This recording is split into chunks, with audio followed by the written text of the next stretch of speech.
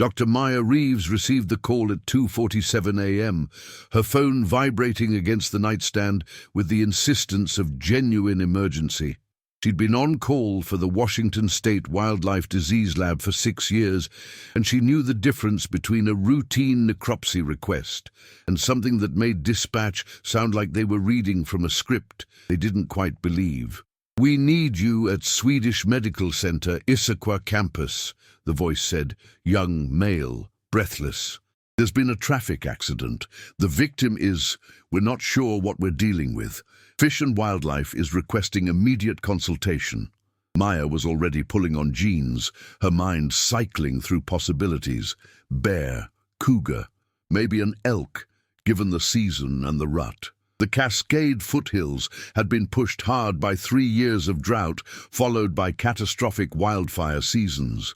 Animals were moving into human spaces with increasing desperation, raiding garbage, following creeks into subdivisions, crossing highways at dusk. "Vitals?" she asked, wedging the phone against her shoulder as she grabbed her field kit from the closet. "Unstable, massive trauma, possible internal bleeding. It's... Dr. Reeves, the EMTs aren't even sure how to classify it. They're saying it's bipedal, over 7 feet, covered in hair but not... It's not like anything in the database." The road to Issaquah was empty, fog settling in the valleys between dark walls of second-growth Douglas fir. Maya drove with her windows cracked, breathing the October cold, trying to slow her pulse. Bipedal and 7 feet meant human, homeless population, maybe someone in a costume, but the strain in dispatcher's voice suggested something beyond protocol. Something that had made seasoned paramedics hesitate before calling it in. The hospital's emergency bay was lit like a stage. Patrol cars angled across the ambulance lane, their light bars painting the fog in alternating blue and red.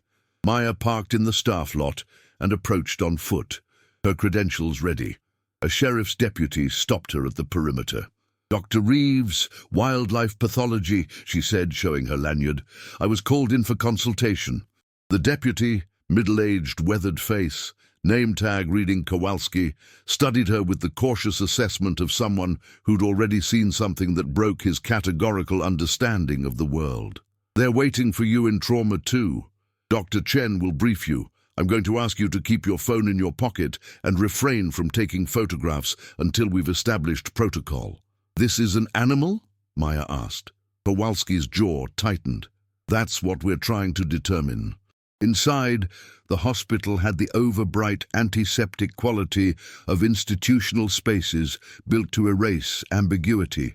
Maya followed a nurse through double doors into the trauma wing, past rooms where other emergencies unfolded in muted tableau.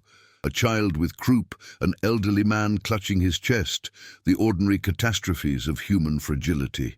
But trauma too had a crowd. 6 people in scrubs, 2 more deputies, and a woman in a fish and wildlife jacket taking notes on a tablet. "Doctor." Liam Chen met Maya at the door. She'd worked with him before on a black bear poisoning case. He was steady, methodical, not prone to exaggeration. Now his face was pale, his expression caught between professional composure and something like awe. "Maya, thank you for coming so quickly." He kept his voice low. "Before you go in, I need to give you context. At approximately 1:15 a.m., a driver on I-90 near the High Point exit struck what they initially reported as a person crossing the highway. The impact threw the victim into the drainage culvert. When first responders arrived, they found..." He paused, choosing words carefully. "They found an individual matching no known species profile, large, bipedal, covered in dense hair, non-human facial structure, but expressing behaviors consistent with higher cognition, eye tracking, purposeful movement, vocalizations that suggest intentional communication." Maya's training kicked in, suppressing the surge of impossibility. "You're telling me it's a primate?" "I'm telling you it doesn't fit any primate taxonomy I'm aware of. The cranial structure is robust, brow ridge pronounced, but the limb proportions are wrong for any great ape. The hair is reddish-brown, coarse, distributed evenly except for the palms and soles. And Maya..." Chen's voice dropped further.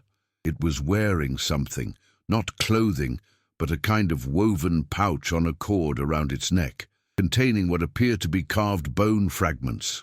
The room tilted slightly. Maya steadied herself against the doorframe, her scientific mind already racing through explanations. Hoax, costume, developmental disorder, radiation-induced gigantism. But Chen wasn't a man who spooked easily, and the presence of fish and wildlife suggested this had already been triaged beyond human medical categories.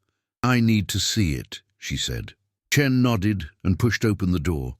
The smell hit her first, not the expected hospital mix of disinfectant and blood, but something earthier, organic, like wet loam and cedar bark and the musk of a den.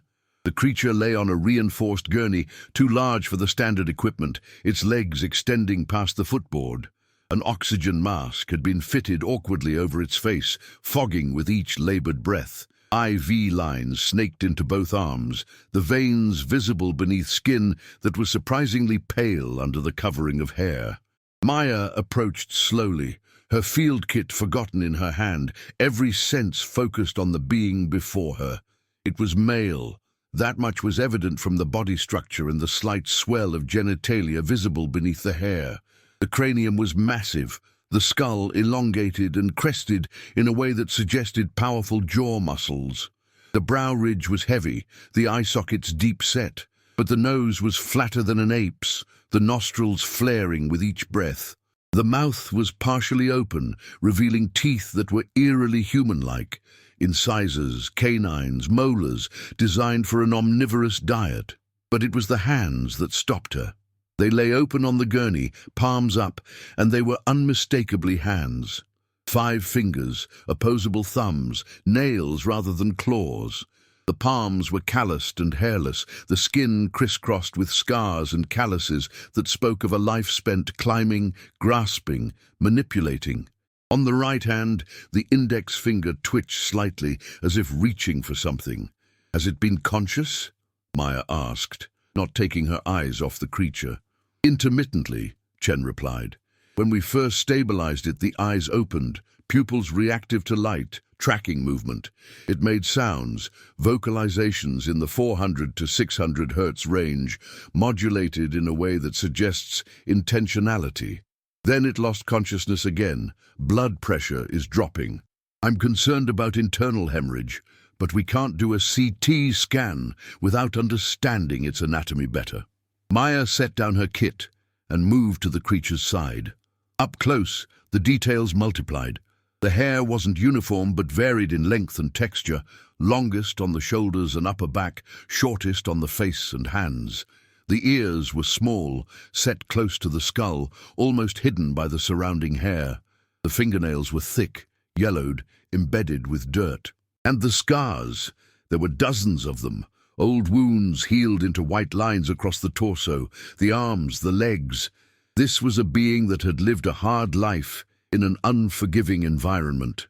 She reached out slowly, letting her hand hover over the creature's forearm.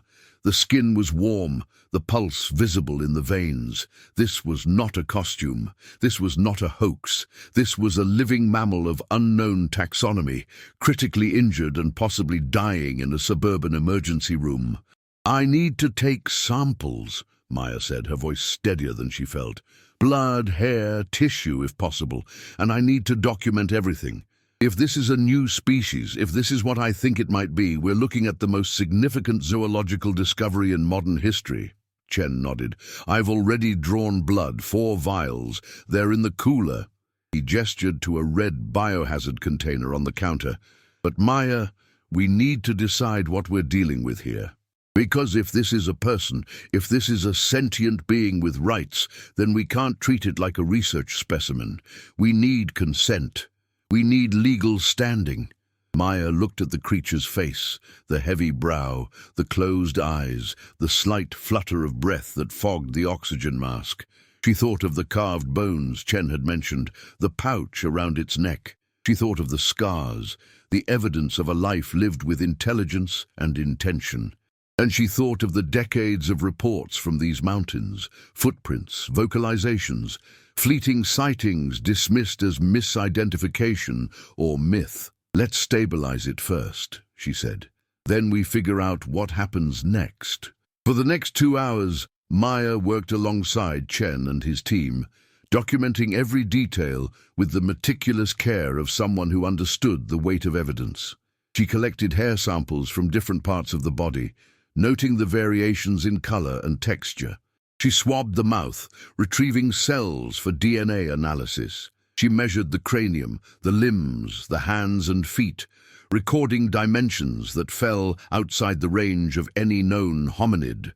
She photographed the scars, the calluses, the small details that suggested a complex life. The creature remained unconscious, its breathing shallow but steady.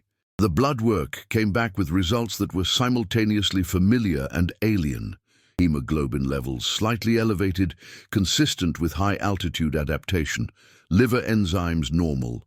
White blood cell count, indicating active immune response to trauma.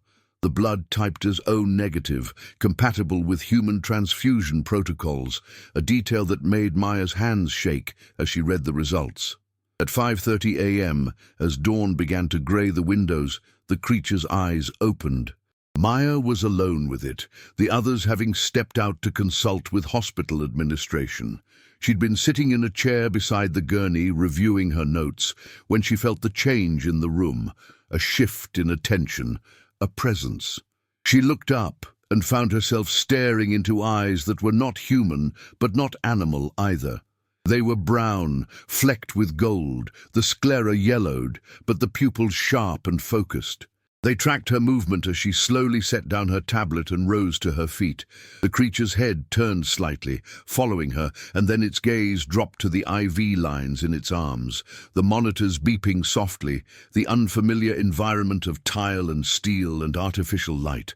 Maya raised her hands slowly, palms out, in the universal gesture of peace. "It's okay," she said softly, knowing the words were meaningless but hoping the tone conveyed calm. "You're safe. We're helping you." Only the creature's eyes returned to her face. For a long moment, they simply looked at each other, two beings separated by taxonomy, but connected by the simple fact of consciousness, of awareness, of the ability to recognize the other as something more than object. Then the creature's hand moved, slowly, painfully, reaching toward the pouch at its neck. Its fingers, so human, so clearly designed for fine manipulation, fumbled with the cord, trying to lift it. Maya understood. "Do you want me to help?" She stepped closer, moving slowly, and reached for the pouch. The creature's hand fell away, allowing her to touch it. The pouch was woven from plant fibers, stained with age and use, and inside she could feel the hard shapes of the carved bones. She lifted it carefully, holding it so the creature could see. Its eyes focused on the pouch, and it made a sound, a low, resonant vocalization that rose and fell in a pattern that was almost musical. Not words, but not random noise either. There was structure to it, intentionality, the cadence of communication. Maya held the pouch out, offering it. The creature's hand rose again, this time steady, and its fingers closed around the pouch, clutching it to its chest. Then it looked at Maya again, and in that gaze she saw something that shattered the last of her scientific detachment. Gratitude. "Dr. Reeves?" Chen's voice came from the doorway. She turned to find him standing with two others, Dr. Sarah Lynn from the Hospital Ethics Board and Agent Tom Bridger from Washington Department of Fish and Wildlife. "It's awake," Maya said, her voice rough. "And it's aware. This isn't an animal, Liam. This is a person." Chen nodded slowly. "I know. That's why we need to talk about what happens next." They convened in a conference room down the hall, leaving the creature under the watchful eyes of a nurse who'd been briefed to call immediately if its condition changed. Maya sat with her hands wrapped around a cup of coffee she couldn't drink, listening as Agent Bridger outlined the legal and political complications of what they'd discovered. "If this gets out," he said, his voice grave, "we're looking at an unprecedented media event. International attention, federal agencies. And depending on how we classify this individual, We could be talking about Endangered Species Act protections, indigenous rights considerations, property disputes, habitat management. This touches everything. We can't keep it secret, Dr. Lin interjected. She was younger than Maya expected for an ethicist, sharp-eyed and direct. If this being is sentient, and the evidence suggests it is, then we have a moral obligation to provide appropriate care and eventually to respect its autonomy. That means making decisions in its best interest, not ours. But what is its best interest? Maya asked. We don't know where it came from. We don't know if there are others. We don't know what it needs to survive. Its diet, its social structure, its habitat requirements. And if we go public, we expose it to exploitation. Research institutions, government agencies, private collectors, everyone will want access. How do we protect it from that? Bridger leaned forward. We start by keeping this contained. Limited personnel, strict confidentiality agreements, secure location. We stabilize the individual, gather information, and make decisions based on what we learn. But we need to establish a framework now. Who has authority? What are our protocols? What's the long-term plan? We need to try to communicate, Chen said. If we can establish some form of dialogue, we can ask it what it wants, where it came from, whether there are others.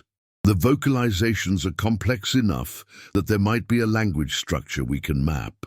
Maya thought of the creature's hand closing around the pouch, the careful way it had clutched it to its chest. It has culture, she said quietly. The pouch. The carvings. Those are artifacts, symbolic objects. That suggests abstract thinking, tradition, probably social learning. This isn't just a relic population of some archaic hominid. This is a people, a nation. And we've just taken one of them captive. The word hung in the air, heavy with implication. Captive, not patient, not specimen. Captive. Dr. Lin spoke carefully. Which means our first obligation is to do no harm. We provide care, we ensure safety, and we work toward reunification with its community if possible. But we don't experiment, we don't display, we don't treat it as property. Agreed, Bridger said, but we also need to think about the broader implications. If there's a population of these beings in the Cascades, they're facing the same pressures as every other species. Habitat loss, climate disruption, human encroachment. That accident didn't happen by chance. Something drove this individual onto that highway. We need to understand what, because if it happens again, if more of them start moving into human-occupied areas, we're going to have a crisis on our hands. Maya closed her eyes, seeing again the creature's scarred body, the evidence of a hard life lived in diminishing wildlands. The fires had been worse each year, smoke choking the mountain valleys for months. The drought had pushed deer and elk down into agricultural lands, cascading through the food web. And now, something that had remained hidden for generations, maybe millennia, had been forced out of the shadows by the simple desperation of survival. We protect it, she said, opening her eyes. Whatever else we do, that's the foundation. We protect this individual, and we work to protect its people. Because if we don't, if we let this become a spectacle or a resource, then we're just repeating every colonial atrocity in history. We're taking something that existed independently and turning it into property. I won't be part of that. Chen nodded. None of us will. So let's establish the rules now. First, the individual's well-being comes first. Second, minimal personnel, maximum security. Third, everything we do is documented and reviewed by this group. Fourth, we work toward communication and, if possible, return. Does everyone agree? They agreed one by one, sealing a pact that felt both inadequate and necessary. Then they returned to Trauma 2, where the creature still lay on the gurney, clutching its pouch, watching the door with eyes that had seen things no human could imagine. Maya approached slowly, and this time she didn't speak. Instead, she placed her hand over her own heart, then gestured toward the creature, trying to convey, "I see you. You matter. We will help." The creature's gaze followed her gesture. Then, slowly, It released the pouch and raised its own hand, placing it over its chest in an echo of her movement. The hand was enormous, the fingers thick and scarred, but the gesture was unmistakable. Recognition, understanding, the fragile beginning of trust. Outside, the sun was rising over the Cascades, burning through the fog to illuminate the forests where something ancient and secret still endured. Maya stood beside the gurney, her hand still over her heart, and felt the weight of responsibility settle on her shoulders like a mantle she hadn't chosen, but couldn't refuse. This was the moment. This was the beginning. And whatever came next, she knew with absolute certainty that nothing would ever be the same. The creature, they'd begun calling it Walker, a neutral term that avoided both the taxonomic and the sensational, stabilized over the next 48 hours. The internal hemorrhage was controlled through careful monitoring and conservative treatment. The broken ribs splintered as best they could manage, given the unusual anatomy, the lacerations cleaned and sutured. By the third day, Walker was strong enough to sit propped against pillows, eating cautiously from a tray of fruits, nuts, and cooked vegetables that Maya had assembled based on primate dietary models and local forage availability. They'd moved Walker to a secure wing of the hospital, officially listed as under quarantine for a novel zoonotic pathogen, which was true enough to satisfy administrative curiosity without revealing the truth. The room had been modified, reinforced door, windows covered with medical privacy film, and round-the-clock monitoring by a rotation of 4 trusted staff members who'd signed confidentiality agreements backed by federal wildlife protection statutes. Maya had barely left. She'd set up a cot in an adjacent room, catching sleep in 3-hour bursts between observation sessions. Her colleagues at the disease lab were covering her usual cases, understanding that she was on special assignment. Her partner, Derek, was less understanding, his texts growing shorter and more frustrated. But she couldn't explain, couldn't justify, couldn't make him understand why this mattered more than their weekend plans or their relationship or the normal trajectory of her career. Because Walker was teaching her things that rewrote anthropology. The first breakthrough came on day 4, when Maya entered the room carrying a sketchpad and colored pencils. She'd been thinking about the carved bones in the pouch, geometric patterns, symbols that suggested visual communication. If Walker's people had a symbolic system, perhaps they could build a bridge through drawing. She sat in the chair beside the bed, positioning herself at an angle so she wasn't directly confronting Walker, and opened the sketchpad. She drew simple shapes: circle, square, triangle. Then she held up the pad so Walker could see and pointed to each shape in turn, saying the English words clearly: circle, square, triangle. Walker's eyes tracked the shapes, the deep brown irises catching the morning light. Then, with a speed that startled Maya, Walker reached out and made a gesture, not reaching for the pad, but making a shape in the air with those thick, scarred fingers. The gesture was precise. A circular motion, then an angular box, then a peaked triangle. Mimicry, but perfect mimicry, suggesting not just visual processing, but motor planning and intentional replication. Maya's pulse quickened. She drew another shape, a star, and pointed to it. Star. Walker's hand moved again, tracing a 5-pointed shape in the air. Then Walker made a new gesture, unprompted, a swooping, rising motion with both hands. The fingers spread and then brought together at the apex. Maya understood. Bird, flying. She drew a simple bird on the pad, wings outstretched. Walker made a sound, a soft, huffing vocalization that might have been affirmation or laughter or both. Then Walker pointed to the window, where morning light filtered through the privacy film, and made the gesture again. The swooping rise, the gathering at the peak. Mountains, Maya said, drawing a jagged horizon. You're from the mountains. Walker's hand touched its own chest, then gestured toward the drawn mountains and then made a new sign. Fingers splayed, moving outward from the body in waves like water flowing or wind spreading through branches. People, Maya guessed. Your people, in the mountains. Walker's eyes met hers, and in that moment of connection, Maya felt the gulf between them narrow just slightly. This was language. Not English, not any human tongue, but a structured communication system using gesture, vocalization, and shared meaning. Walker's people had been using this to navigate their world, to teach their young, to maintain culture across generations in a landscape where secrecy was survival. Over the following days, they developed a pidgin, a hybrid system that combined Maya's sketch-based vocabulary with Walker's gestural language and occasional vocalizations that seemed to carry emotional weight. Walker learned to recognize about 60 English words, mostly nouns and simple verbs, while Maya catalogued over 100 distinct gestures that represented concepts ranging from concrete, food, water, shelter, to abstract, danger, family, memory. The communication revealed fragments of a life that was both alien and heartbreakingly familiar. Walker came from what Maya tentatively identified as a small band, perhaps 8 to 12 individuals, living in the high country east of Snoqualmie Pass. They moved seasonally, following food sources: salmon runs in the fall, elk calving grounds in spring, berry patches in summer.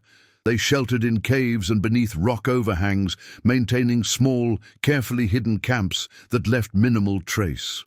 They avoided humans not out of fear, but out of learned caution, understanding that visibility meant risk, but the pattern had been disrupted.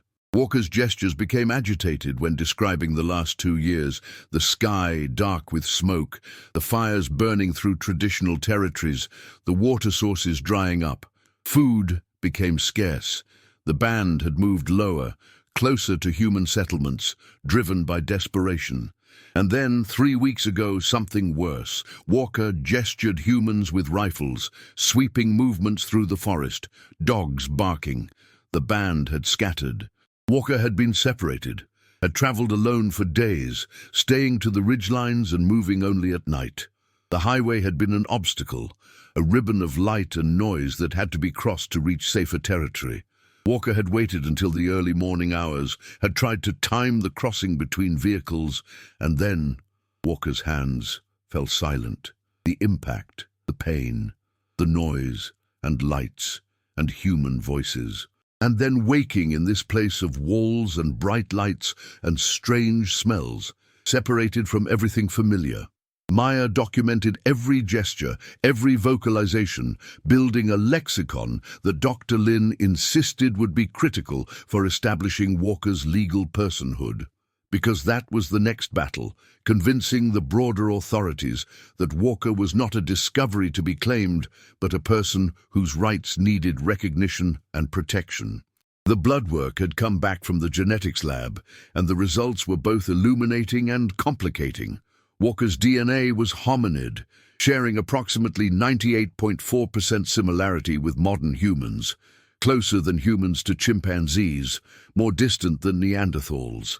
The mitochondrial DNA suggested a divergence from the human lineage approximately 800,000 years ago during the Middle Pleistocene.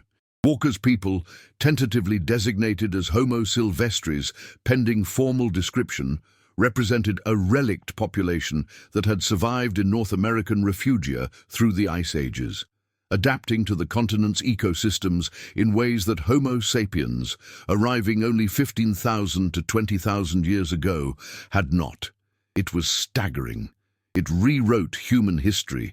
It suggested that the Americas had hosted not one, but 2 human species, coexisting in parallel through millennia. And it raised urgent questions about how many individuals remained, what their conservation status was, and whether humanity had any right to that information. On day 9, Agent Bridger arrived with news that tightened the knot in Maya's stomach. "We have a problem," he said, closing the conference room door behind him. "The trucker who hit Walker, he's been talking. Posted on social media about how Fish and Wildlife confiscated something from the accident scene. Our hospital staff have been tight-lipped. The conspiracy forums are lighting up. We've got Bigfoot enthusiasts from 3 states planning to descend on Issaquah. We need to move Walker somewhere more secure." "Where?" Maya demanded. "And how? We can't just transport a critically injured individual across state lines without—" "We have authorization," Bridger interrupted. "Federal level. There's a wildlife rehabilitation facility in the North Cascades. Remote location, staff we trust. We move Walker tonight. Minimal convoy, no advance warning. Once there, we can set up a longer-term care plan and decide on next steps." Maya looked at Chen, at Dr. Lin. "This isn't just about containment anymore, is it? We're being pushed to make Walker disappear. We're being pushed to protect Walker," Chen corrected gently.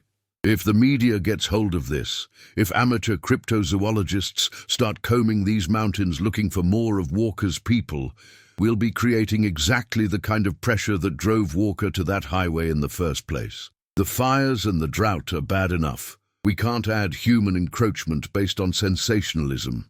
Dr. Lin added, "I've been in contact with indigenous rights advocates and bioethicists. The consensus is that Walker's people have a right to remain hidden if that's their choice. Our obligation is to facilitate that, not to expose them. So yes, we move Walker, we keep the location confidential, and we work toward reunification with Walker's community if that's what Walker wants." "If we can even find them," Maya said quietly. "Walker was separated 3 weeks ago. The band could be anywhere. They could have moved deeper into the wilderness, or they could be dealing with their own crises. We might never locate them." "Then we give Walker the choice," Dr. Lin said. "Stay in human care or return to the wild with support. But that choice has to be Walker's, made with as much information as we can provide." That night, they moved Walker. The transport was careful, clinical.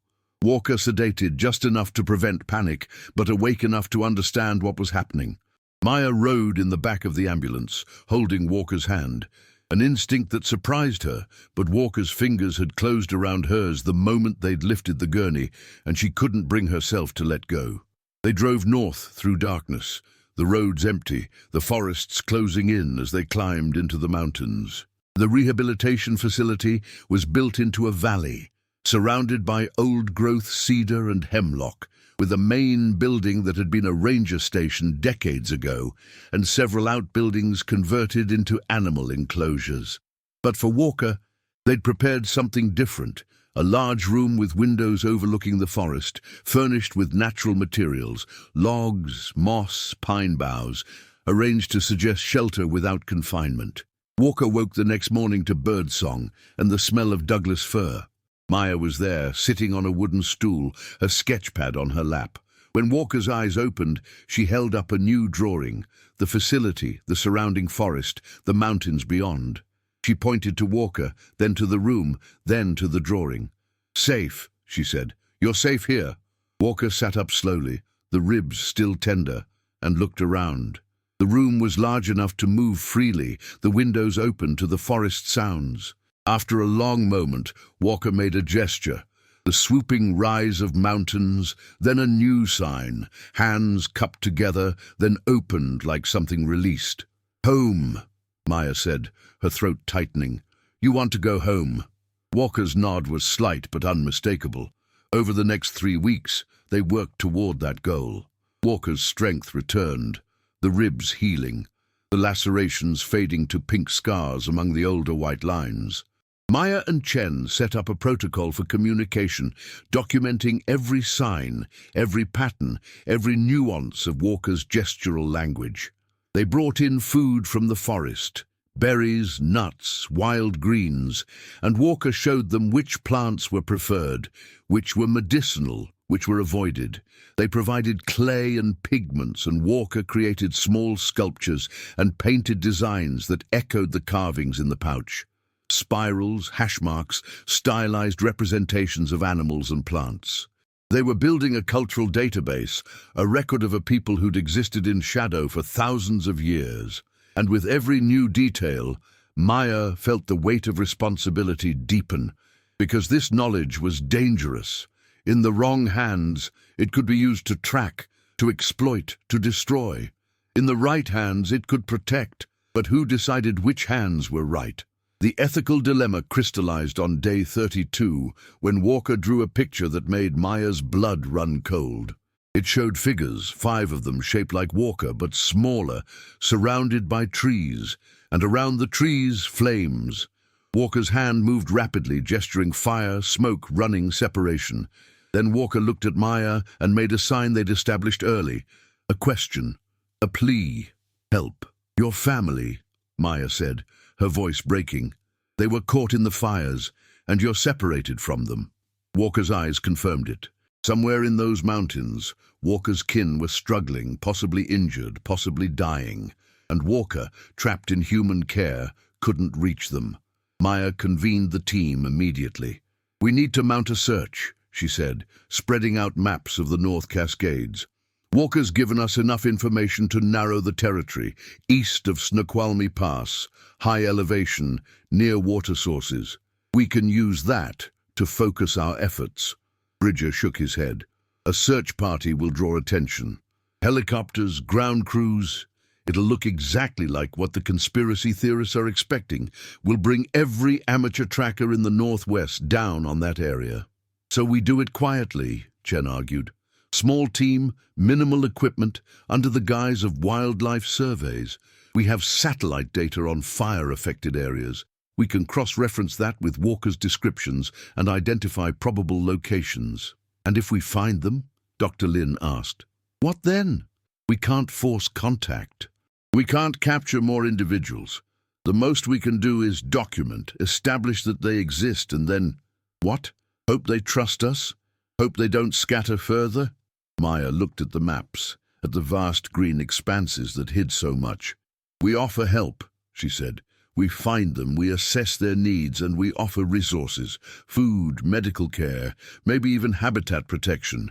But we do it on their terms. We make it clear that we're not claiming them, not owning them. We're neighbors, offering what neighbors should offer. That's a beautiful idea, Bridger said, not unkindly, but it assumes they'll want anything from us. For all we know, contact is the last thing they need. Maybe the kindest thing we can do is help Walker heal, and then let them all disappear again. The debate continued, but in the end they agreed on a compromise. A small reconnaissance team, led by Maya, with Walker as consultant. They would search the indicated territory, document any signs of Walker's people, and establish a protocol for non-intrusive contact if and when they found evidence. But there would be no coercion, no capture, no revelation to the public. The goal was reunification, not discovery. Walker agreed to the plan, gesturing with something like urgency. But on the night before the search was set to begin, Walker did something unexpected. Walker opened the pouch, carefully, with the reverence of someone handling sacred objects, and removed one of the carved bones. It was small, yellowed with age, covered in the same spiral patterns that appeared in Walker's drawings. Walker held it out to Maya, pressing it into her palm and closing her fingers around it. Maya looked down at the carving, feeling its weight, its texture, the deliberate grooves carved by someone's hand. I don't understand, she said. What is this? Walker made a gesture. Memory, then another. Promise, and finally a third. Return. Maya's throat closed. You're giving this to me as insurance? So I'll bring it back to you, or bring you back to your people? Walker's eyes held hers, and in them Maya saw trust, fragile, tentative, but real. This was a covenant, a tangible link that bound them to each other and to the outcome of the search. Walker was entrusting Maya with a piece of their culture, their history, their identity. And in return, Maya was accepting the obligation to honor that trust, no matter the cost. She closed her hand around the carving and nodded. I promise, she said. I'll keep this safe, and I'll do everything I can to bring you home. Walker's hand touched its chest, then reached out to touch Maya's chest, the gesture they'd established as mutual recognition, as the acknowledgement of personhood between them. And Maya, holding the carved bone tight in her fist, felt the full gravity of what they were attempting. Not just science, not just conservation, but the forging of a relationship between two peoples who'd lived apart for hundreds of thousands of years. Outside, the forest was dark and full of hidden lives, and somewhere in its depths, Walker's people endured, waiting for a reunion they might not even know was possible. The search team left at dawn on October 27th. Maya, Chen, Bridger, and Walker, traveling in a single modified SUV with enough medical equipment to stabilize injuries and enough camping gear to stay in the field for a week. They'd filed permits as a wildlife disease survey team, which was accurate enough to avoid scrutiny. Walker rode in the back seat, dressed in large coveralls and a wide-brimmed hat that shadowed the distinctive facial features. To any casual observer, Walker looked like a very large, very quiet crew member. They drove east on Highway 2, climbing into the Central Cascades, where the fire scars were still visible even a year later, blackened snags against the skyline, hillsides denuded of undergrowth, the skeletal remains of forests that had burned hot enough to sterilize the soil. Maya watched Walker's reaction to the landscape, seeing the tension in those powerful shoulders, the way Walker's hands gripped the seat as they passed through burn zones. "This is where it happened?" Maya asked gently. Walker nodded, then pointed toward a ridge to the north and made the gesture for family, for separation, for smoke and flames. They parked at a trailhead that was officially closed for the season, using Bridger's credentials to bypass the gate. From there they hiked, slowly because Walker was still healing and the terrain was rough, ascending through regenerating forest where fireweed and lupine had begun to colonize the burned areas. Walker moved with surprising grace despite the size, each step deliberate and quiet, avoiding dry branches and unstable ground with the unconscious skill of someone who'd spent a lifetime moving invisibly through the woods. By midday, they'd reached the elevation Walker indicated, a series of steep valleys cut by seasonal streams, the high country, where subalpine fir gave way to meadows of sedge and heather. The fire had swept through here, but had burned unevenly, leaving pockets of intact forest and creating a mosaic of habitat that would have offered refuge. Walker stopped at the edge of a meadow, head lifted, nostrils flaring. Scenting the air, Maya realized, looking for traces. Then Walker moved toward the tree line, following some path only they could perceive. The rest of the team followed, Maya keeping close, her heart hammering with the combination of exertion and anticipation. They were so close. To what, she didn't know, but the sense of imminence was palpable. Walker led them to an overhang of granite, its base forming a shallow cave that was hidden behind a curtain of young hemlock. Walker approached cautiously, making a low vocalization, a long, modulated call that rose and fell like a question, like a name being called across distance. No answer. But when Walker ducked into the cave, Maya followed and found evidence that made her breath catch. A fire ring, cold but not ancient, bones from a deer cracked for marrow, woven mats made from cedar bark, and carved into the stone wall, the same spiral patterns that decorated Walker's bone fragment. "They were here," Maya whispered. "Recently, within the last few weeks." Chen was photographing everything, his camera clicking softly.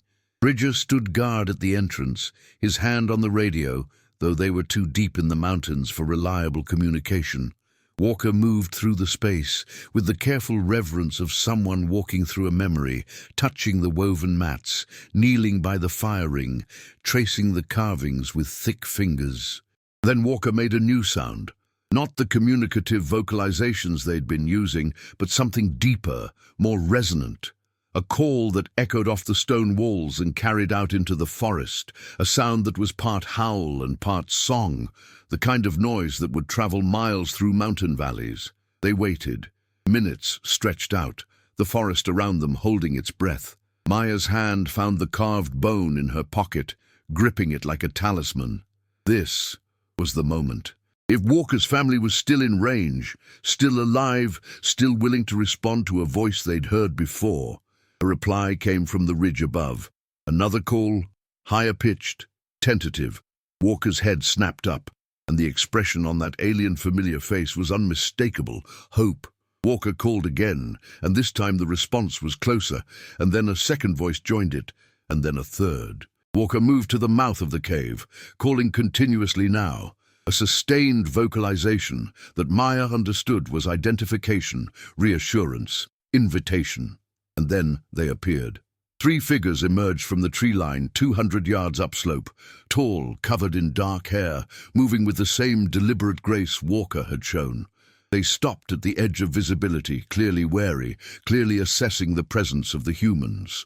Walker made gestures, broad, urgent movements that Maya recognized as safe, family, come. The figures hesitated. Then the largest of them, nearly 8 feet tall, broad across the shoulders, began to descend the slope. The other 2 followed, slightly behind, and as they drew closer, Maya could see the differences. One was smaller, more slender, with auburn hair. The other was intermediate in size, but moved with a limp, favoring its left leg. Walker stepped forward, and the large figure broke into a run, closing the distance with startling speed. They met in the meadow. Walker and what Maya assumed was a mate or sibling, and embraced with an intensity that transcended species, 2 beings reunited after separation and fear. The sound they made together was neither human nor animal, but something older, something that spoke to the fundamental nature of family and belonging. Maya felt tears on her face and didn't bother to wipe them away. Beside her, Chen was no longer photographing, just watching, his face transformed by the same awe she felt. Even Bridger had lowered his radio, his professional detachment cracked by the raw emotion playing out before them. The other 2 figures approached more cautiously, the auburn-haired one moving to Walker's side, touching and being touched, while the limping individual hung back, watching the humans with clear suspicion. Walker made gestures, pointing to Maya, to Chen, to Bridger, and then making signs. Help, heal, safe. The large figure, the one who'd embraced Walker first, turned to study the human team. The eyes were darker than Walker's, the face more heavily scarred, but the intelligence was just as evident. This was an elder, Maya thought, someone who'd lived long enough to accumulate wisdom and caution in equal measure. She stepped forward slowly, hands raised in the universal gesture of peace, and then made the sign Walker had taught her, a hand over her heart, recognition of personhood. "We helped Walker," she said, knowing the words wouldn't be understood, but hoping the tone would convey meaning. "We want to help you if you'll let us." The elder watched her, unmoving. Then it made a gesture to Walker, a question, clearly. Walker responded with rapid signs, a long explanation that involved pointing to the humans, to the cave, to the surrounding forest. The conversation went on for several minutes, a dialogue conducted in gesture and vocalization that was as complex as any human negotiation. Finally, Walker turned to Maya and made a new sign. She interpreted it as, "Come, see." Walker gestured toward the slope above, toward the source of the calls. "They want us to follow?" Maya asked. Walker nodded, then made another sign, "Family," and then a third that made Maya's stomach drop. "Small. Children." "Oh, God," Chen breathed. "There are juveniles. They're showing us they're young." Bridger looked uncertain. "This could be a trap, or a test. We should be cautious." But Maya was already moving forward, following Walker and the elder as they began to climb. "This is trust," she said over her shoulder. "They're showing us they're most vulnerable. If we refuse, we break whatever bridge we've just built." They climbed for 20 minutes, ascending to a higher valley where a small lake reflected the October sky. And there, sheltered in a grove of ancient cedar, they found the rest of Walker's band. 5 more individuals, including 2 juveniles who couldn't have been more than 3 or 4 years old, covered in light brown fuzz rather than the coarse hair of the adults. The juveniles hid behind the adults when the humans approached, peering around massive legs, with eyes that were huge and curious. The adults formed a protective semicircle, clearly ready to defend, but not yet aggressive. And in the center of the group, lying on a bed of cedar boughs, was an individual who was clearly injured, chest moving shallowly, skin pallid beneath the hair, one leg badly swollen. Walker moved to the injured individual's side, making soft vocalizations, touching gently. Then Walker looked at Maya and made the sign they'd established in the hospital. Help. Maya approached slowly, her medical kit already in her hands. "May I?" she asked, looking at the elder for permission. The elder studied her for a long moment, then made a gesture that was clearly assent. Maya knelt beside the injured individual, female, she noted, with smaller stature and lighter hair, and began her assessment. The leg was broken, probably from a fall, and had been set, but not cleanly. Infection had set in, the tissue hot and swollen, the bone visible through a partially healed laceration. Without treatment, this individual would likely lose the leg or die from sepsis. "I can help," Maya said, looking up at Walker, at the elder. "But I need to clean this, probably reset the bone, and provide antibiotics. It's going to hurt. She needs to trust me." Walker translated through gestures. The injured individual, eyes glassy with fever, looked at Maya and made a small, resigned gesture that Maya interpreted as acceptance. For the next 2 hours, Maya worked with Chen's assistants, using the limited supplies they'd brought and improvising the rest. They cleaned the wound with sterile water, debrided the infected tissue, and administered broad-spectrum antibiotics from their veterinary kit. The bone had to be manipulated back into alignment, a procedure that required Chen and Bridger to hold the patient steady while Maya worked. And the sounds the injured individual made during that process would haunt Maya's dreams for months afterward. But they got it done. The leg was splinted properly, the wound dressed, the fever addressed with anti-inflammatories. The injured individual, Walker made a gesture that Maya interpreted as a name. A series of flowing hand movements like water fell into exhausted sleep as the sun dipped toward the western ridges. The band began to settle for the evening, the adults building up a fire, the juveniles foraging for berries under watchful supervision, and Walker sat with Maya beside the lake, the two of them watching the alpenglow paint the peaks in shades of rose and gold. Maya pulled out the carved bone and held it up so Walker could see it in the fading light. "Thank you for trusting me," she said, "for trusting us. I know how hard that was." Walker took the bone and turned it over in those large, scarred hands. Then Walker pulled out another carving from the pouch, similar in size but with different patterns, and held it next to Maya's bone, showing how they fit together, pieces of a larger whole. "Family markers," Maya said, understanding. "These represent your family, your history." Walker nodded, then made a new gesture, pressing the two bones together, then separating them, then bringing them back together. Apart and reunion, loss and recovery, the fundamental pattern of Walker's experience. Then Walker did something extraordinary. Walker took a third bone from the pouch, blank, uncarved, and used a sharp stone to begin etching a new pattern into its surface. The work was painstaking, each groove deliberate, and as Maya watched, she recognized the emerging image, a human face. Her face, rendered in the same stylized spirals and hash marks that characterized all the carvings. "You're adding me to your history," Maya whispered. Walker paused in the carving and looked at her, and in that gaze, Maya saw confirmation. She was being written into the narrative of Walker's people, marked as someone who had mattered, who had intervened at a crucial moment. This was both honor and burden, a recognition that she would be remembered, and that she bore responsibility for how that memory would be judged. The elder approached as darkness fell, settling down across the fire from Maya. Through Walker's translation, a conversation unfolded, halting, limited by the vocabulary they'd built, but sufficient to convey the essentials. The band had been reduced by the fires and the pressures of recent years. They'd once numbered 20, now they were 8, counting Walker. They'd lost members to accidents, to starvation, to the slow attrition of a population too small to sustain genetic diversity. They knew they were dying, these last remnants of an ancient people. They knew that another generation might be their last. "What do you need?" Maya asked, through Walker's gestures. "How can we help without harming you further?" The elder's response was complex, but Maya grasped the core. Space. Freedom from human encroachment. The ability to move through their traditional territories without fear of detection or conflict. And perhaps, if it could be done without exposure, access to resources, food during lean times, medical care for injuries, knowledge about the changing patterns of the land. A treaty, Bridger said softly, understanding. They want a treaty, recognition of their sovereignty and their territory with protections in place. But without revelation, Chen added. They can't be made public.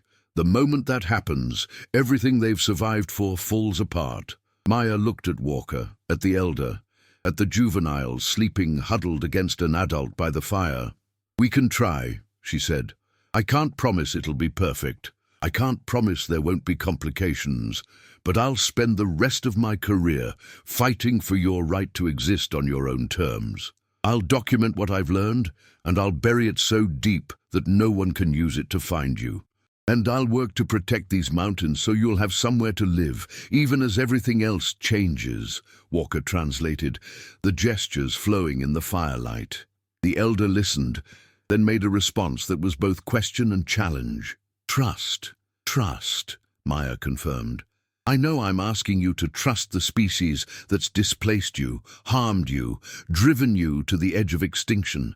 I know that's an impossible ask. But I'm also asking you to see me as an individual, the way I see Walker, to judge me by my actions, not my taxonomy, and to give me the chance to prove that some humans can be allies, not enemies. The elder sat silent for a long time, the fire crackling between them. Then it reached out and placed a hand on Maya's shoulder, a touch that was impossibly gentle for a being of such size and strength, and made a single gesture, the hand over the heart, recognition of personhood. Maya returned the gesture, her own hand small against her chest, and felt something fundamental shift in the world. They stayed with the band for 3 more days, long enough to ensure that the injured individual was stabilizing, that the antibiotics were working, that the fever had broken. Maya taught basic wound care to the elder, using gestures and demonstration, and left behind a supply kit with instructions rendered in pictographs that Walker helped design. Chen documented the band's cultural practices, the food preparation, the tool use, the care of young, but only with explicit permission and with the understanding that the documentation would be sealed in federal archives, classified under protections usually reserved for national security. Bridger established GPS coordinates for the band's core territory and flagged it in fish and wildlife databases with a designation that would prevent logging, development, or recreational access without high-level review.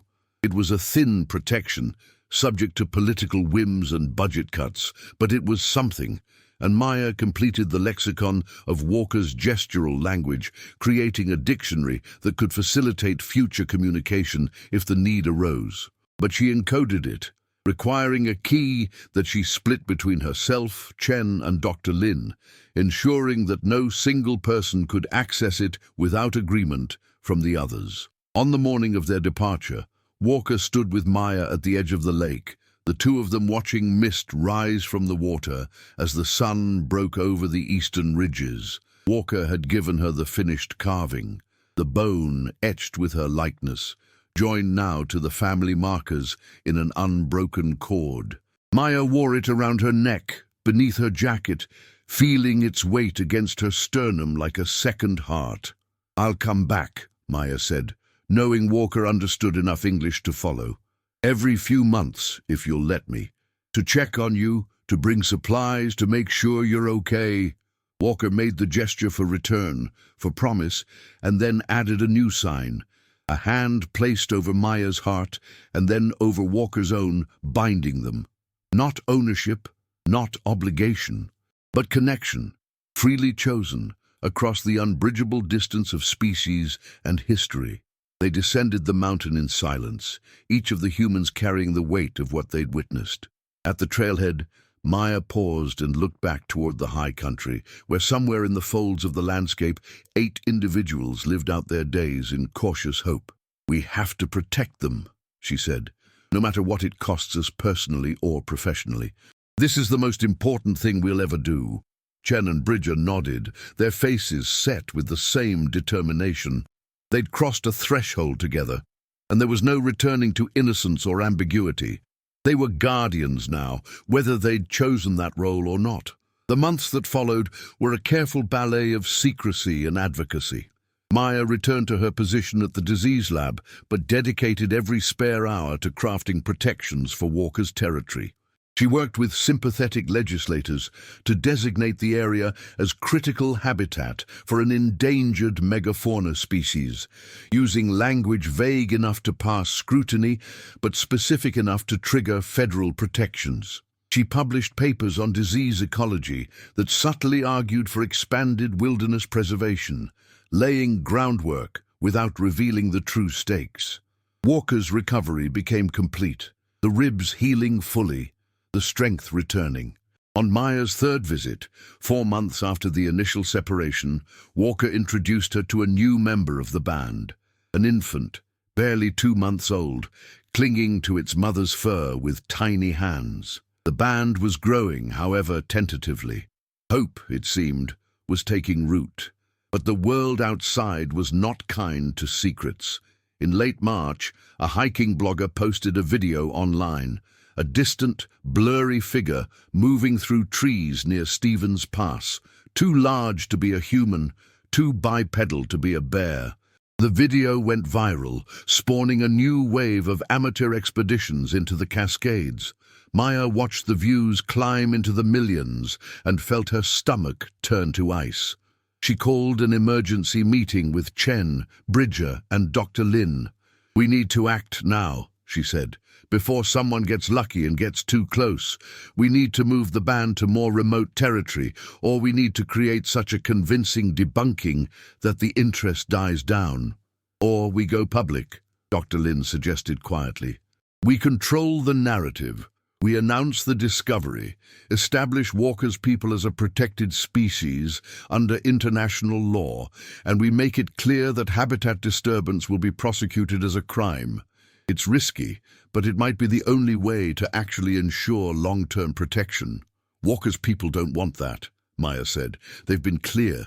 Visibility is death. The moment we make them public, they become property.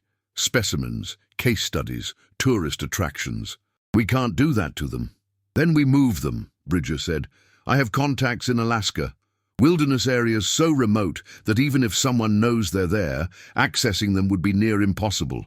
We could relocate the band, give them a chance to rebuild in safety." Maya thought of Walker, of the elder, of the juveniles who'd been born in these mountains and knew no other home. And if they don't want to go, if leaving means severing their connection to everything their culture is built on, no one had an answer. In the end, they took the question to Walker. Maya hiked alone to the lake, carrying the proposal sketched in pictographs. New territory far away, protected but isolated. Walker reviewed the drawings with the elder and the rest of the band, and their response was unanimous. Refusal. These mountains were their home, the home of their ancestors, the place where their dead were buried and their stories were rooted. To leave would be to erase themselves, to become something other than what they were. "Even if staying means greater risk?" Maya asked. Walker's gesture was firm. "Stay." Maya returned to the team with the answer, and they pivoted to Plan B, aggressive counterintelligence. They hired a special effects company to create hoax videos, seeding the internet with obvious fakes that muddied the waters. They had Bridger's colleagues issue official statements debunking the original video as misidentification of a bear. They organized a media campaign around the dangers of wilderness trespassing, emphasizing recent rescues of lost hikers and the strain on emergency resources. It worked, to a point. The viral interest peaked and then subsided, attention shifting to new mysteries and scandals. But the damage was done. The blog post had marked the territory, and now there was a steady trickle of seekers, cryptozoology enthusiasts, YouTubers, adventure tourists, combing the forests with cameras and drones. Maya found herself in the mountains more often, sometimes ostensibly for research, sometimes simply to stand guard. She developed a network of allies, local rangers who understood the need for discretion, indigenous community leaders who recognized the parallels to their own histories of displacement and survival, scientists who grasped the ethical stakes and agreed to help. Together they created an early warning system, flagging suspicious activity and diverting attention away from Walker's territory. But on a cold November morning, almost exactly a year after Walker's accident, Maya received a call that shattered the fragile equilibrium. A drone operator had posted new footage, clear images of three large bipedal figures near Lake Wenatchee, one of them carrying an infant. The footage was too detailed to debunk, too compelling to ignore. Within hours, the story had exploded across every major news network. The president issued a statement calling for investigation. The UN scheduled an emergency session on newly discovered human relatives and their rights. And Maya's phone began ringing with calls from agencies, universities, and corporations, all wanting access, all claiming jurisdiction, all seeing opportunity. Maya silenced her phone and drove to the mountains, her heart hammering with dread. She hiked through darkness, pushing her body to exhaustion, reaching the lake by dawn, and found it empty. The camp was gone. No fire ring, no woven mats, no trace that anyone had ever lived there. The band had vanished, erasing their presence with a thoroughness that spoke of generations of practiced invisibility. But in the place where Maya usually met Walker, she found a single object. A carving, new, the wood still pale with freshness. It showed a human figure and a larger figure standing side by side, their hands joined. And beneath it, carved in careful hash marks, a message in the pictographic system they'd developed, remember. Maya sank to her knees in the cold dawn, the carving clutched in her hands, and understood. The band was gone, dispersed, hidden, possibly never to be seen again. They'd chosen invisibility over revelation, autonomy over protection, and they'd left this final message as both farewell and charge. Remember us, but do not seek us. Honor our existence by letting us disappear.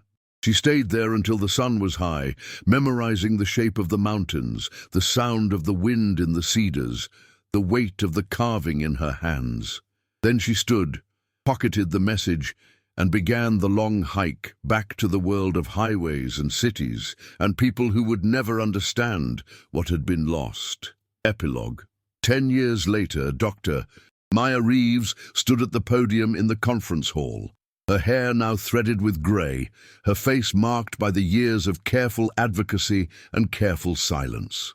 She was presenting at the International Congress on Conservation Ethics, and her topic was carefully worded, Stewardship of Cryptic Megafauna, Balancing Scientific Inquiry with Species Autonomy. The slides behind her showed generic images, forest landscapes, abstract diagrams of ethical frameworks, but everyone in the room knew what she was really talking about. The decades since the Lake Wenatchee footage had been marked by debate, by shifting legal frameworks, by the slow, painful recognition that humanity's relationship with other species needed fundamental restructuring. There had been no further confirmed sightings of Walker's people, but there had been whispers, fragments, traces, a footprint here, a vocalization there, signs that something large and intelligent still moved through the North Cascades. Maya had never confirmed or denied the continued existence of the population. Her official position was that the evidence was inconclusive. Her unofficial position, the one she held in the privacy of her own heart, was that some questions were more ethical when left unanswered. The legislation she'd helped craft, the Critical Cryptic Species Protection Act, had passed with bipartisan support, establishing legal frameworks for protecting species that might or might not exist, whose existence was better preserved through non-disturbance than through documentation. It was an imperfect law, subject to interpretation and challenge, but it created space. It gave species like Walker's people the legal right to remain unknown. Maya finished her presentation to respectful applause and fielded questions with the practiced ease of someone who'd learned to navigate the line between truth and discretion. Then, as the session ended and attendees filed out for coffee, a young graduate student approached her, nervous, eager, with the bright-eyed intensity of someone at the beginning of their career. "Dr. Reeves, I just wanted to say, your work has been really inspiring to me. I'm studying conservation ethics, and I'm interested in the idea of species sovereignty. Do you think we'll ever find conclusive proof of the North Cascade population, or is the uncertainty part of the protection?" Maya looked at the student, saw herself a decade ago, before the accident, before Walker, before she'd learned the true cost of knowledge, and chose her words carefully. "I think," she said slowly, "that some things are more valuable unknown than known. That there's a kind of knowledge that comes from restraint, from choosing not to seek, not to document, not to claim. The greatest act of stewardship we can offer might be the willingness to let something exist on its own terms, outside our categories and our control." She touched the cord around her neck, feeling the weight of the bone carving hidden beneath her shirt. Walker's face rendered in spirals, a reminder of promises made and kept. "The mountains keep their secrets," she added softly. "And maybe that's exactly as it should be." The student nodded, not quite understanding, but sensing the weight behind the words. And Maya excused herself, walking out into the autumn sunlight, where the world continued its ordinary chaos, oblivious to the fact that somewhere in the wild spaces, something ancient and irreplaceable still endured. She thought of Walker, healed, reunited, living out a life she would never fully know. She thought of the juveniles, grown now, perhaps parents themselves. She thought of the elder, wise and wary, guiding the band through an increasingly hostile world.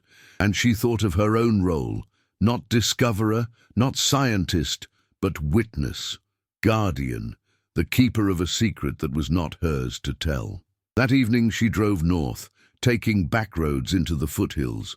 She parked at an unmarked trailhead and hiked for 2 hours, climbing to a ridge where the sunset painted the Cascades in gold and crimson.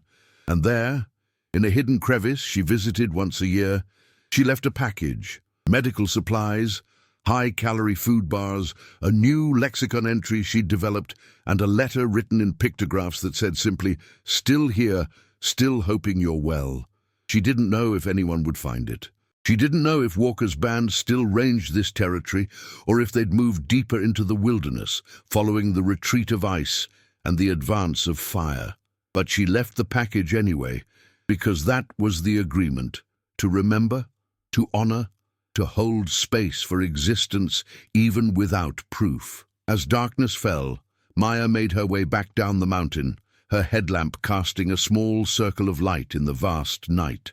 Behind her, the forest breathed and rustled with its hidden inhabitants. And somewhere in that darkness, maybe close, maybe impossibly far, a people who'd survived ice ages and fire seasons continued their long, quiet persistence, choosing invisibility over revelation, survival over recognition. The story would never be told, not fully. The evidence would never be conclusive. The discovery would remain forever ambiguous. A footnote in scientific journals, a cautionary tale in ethics textbooks, a whisper on internet forums where believers and skeptics argued endlessly without resolution. And that, Maya knew, was the only ending that honored the truth. Not closure, but continuation. Not answers, but space.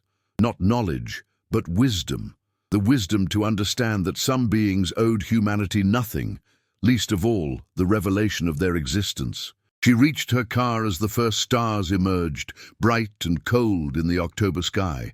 And as she drove back toward Seattle, toward her life of careful advocacy and careful silence, she touched the carving at her neck and whispered a prayer to the darkness. Survive, endure, remain. And somewhere in the mountains, perhaps, something heard and chose to stay hidden, a secret between earth and sky.